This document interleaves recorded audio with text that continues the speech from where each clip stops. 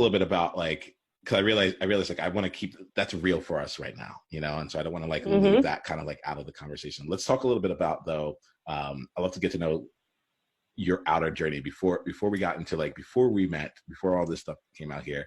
If someone was just like going to see you on the surface, right, and see you and be like, oh, okay, like this is who Jenica is. She's done this, she's done this, she's done these like accomplishments. Like, feel free to enter the brag zone and like share a little bit about like your outer journey. Okay, so I grew up as a competitive figure skater for 16 years, and I thought I was destined to go to the Olympics. And I did not train very well, very smartly, very healthily.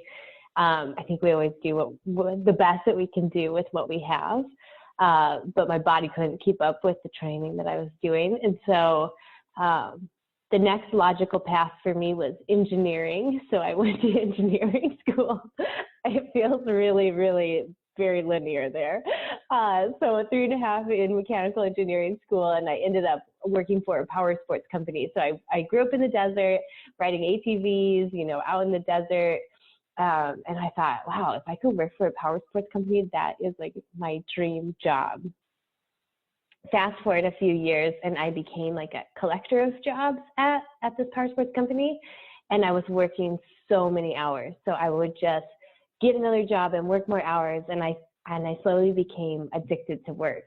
And it was just like I was so consumed with working all the time that everything else in my life started to slip away. And I could see that this was happening in real time for other people. They were working at the expense of their relationships or their hobbies or their health or their connections to their loved ones. And as I was watching it happen around me, it was happening to me. And so I ended up at some conferences, and they completely reframed how I thought about work.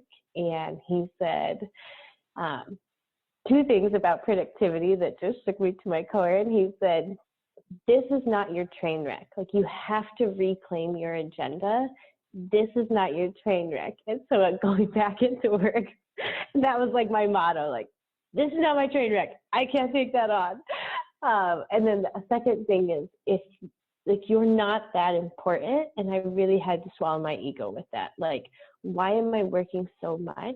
Like, I'm missing the point of life here because I'm working. Like, I am not that essential to this job. And it was totally my ego that I had to overcome. We're just getting started. Click on the link below to watch the full conversation, and go to niamaashawn.com/tribe to get additional resources and exclusive invitation to tribe-only events. Journey on.